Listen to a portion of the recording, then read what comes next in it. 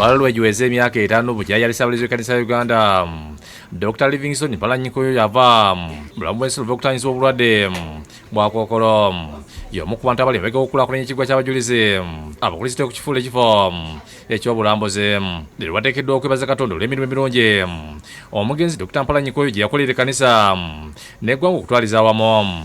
Kale omukisa Katonda yanze byonna nga bibulamu omwenda kusonda mu Yesu Kristo Mukama waffe. Tendereza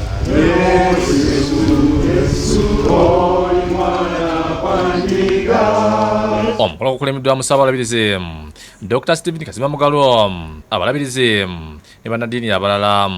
Minisitule y'amasannyalaze n'obugagga obw'ensi Ruth Nankabirwa yakiikidde Pulezidenti Museveni ng'omugenyi omukolo. Basoose ku bulamuzi bw'ebifo eby'enjawulo omuli essomero lya Uganda Matters Primary School eriggye lyasengulirwa okuva ku kiggwa ky'abajulizi olw'omulimu ogenda mu maaso ssaako n'ekifo awatuulwa abalamaze.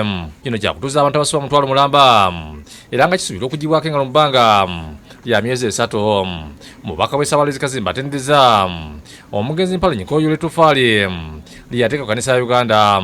I know him as a man who consulted a lot. Namanya nga yeebuuza nnyo. I knew him as a man who used the other people's abilities and talents. Era ng'akozesa ebirabo by'abantu ab'enjawulo bye baabanga balina olw'okubuulira enjiri. He never despised anybody. Asomozza abantu bulijjo okujjukiranga abantu abaliko ebirungi batandise mu bulamu era babitwale mu maaso abatali kubikotogera.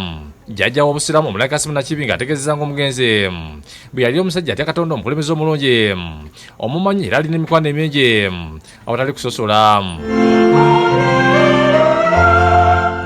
Yali musajja muntu wa Katonda eyali omukulembeze national leader kubanga ffenna yali mukulembeze waffe.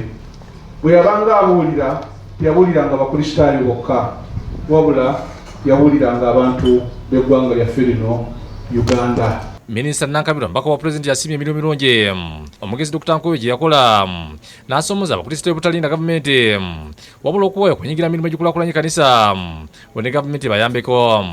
Tulina okumuzimbira oyo atuwa oxygen. Oxygen yafuuka oxygen biseera bya COVID. Naye tumufuna wabwereere.